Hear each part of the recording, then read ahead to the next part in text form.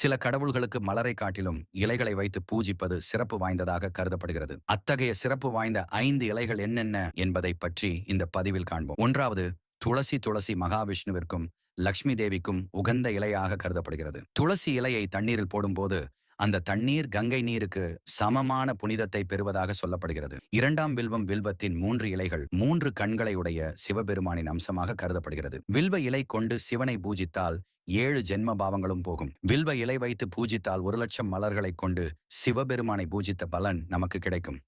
மூன்றாம் அருகம்புல் வைத்து விநாயகரை பூஜிப்பதன் மூலமாக காரியத்தடை நீங்கும். மேலும் நம்மை சுற்றியுள்ள பகைவர்கள் எதிரிகள் தொல்லை நீங்கும். நான்காவது, வெற்றிலை சுப நிகழ்ச்சிகளுக்கு பயன்படுத்தக்கூடிய மங்களகரமான இலையாகும். இதன் நுனியில் மகாலட்சுமியும் மத்தியில் சரஸ்வதியும் காம்பல் மூதேவியும் இருப்பதாக கருதப்படுகிறது.